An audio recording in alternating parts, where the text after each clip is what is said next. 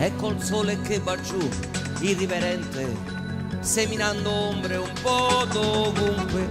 Fai fatica, vita mia, a garantirti un altro giro di poesia. Io che non speravo più di ritrovarmi con addosso voglie e sentimenti. La pazienza è una virtù, ci rende santi, forse come dici tu, ma arriva in fondo e vedrai, fra invidia e gelosia, come ti pentirai di avere tanta energia.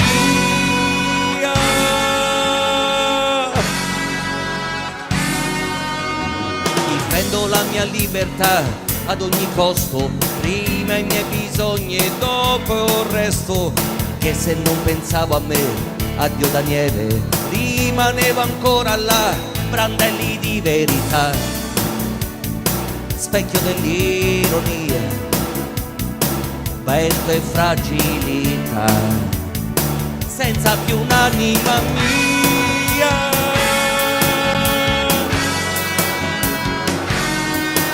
Sono sempre le stesse incertezze, gli stessi perché, che ti portano ancora una volta a non credere in te.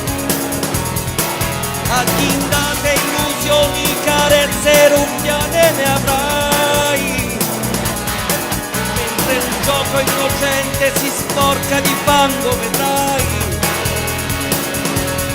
Sempre più complicato salire che scendere giù. In via dei Martiri trova ancora compagnia, malgrado tutto. La fatica è il segno dell'impegno, né polvere né pillole, nessun intruglio, ingegnose trappole.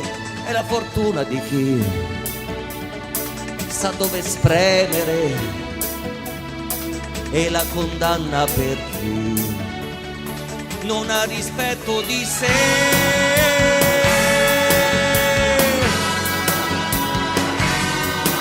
Lavorate fratelli finché il padre sazio non è, non cambiate canale, votate, comprate anche se vi toccherà travestirvi da Babbo Natale anche a voi,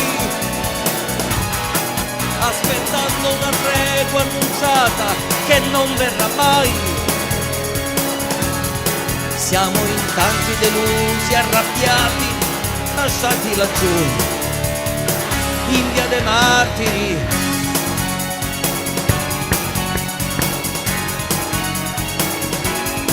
Voglia di vincere, ci può scommettere, cogliamo l'attimo, forse anche l'ultimo, un sorriso pulito sarà la risposta migliore, in via dei Martiri.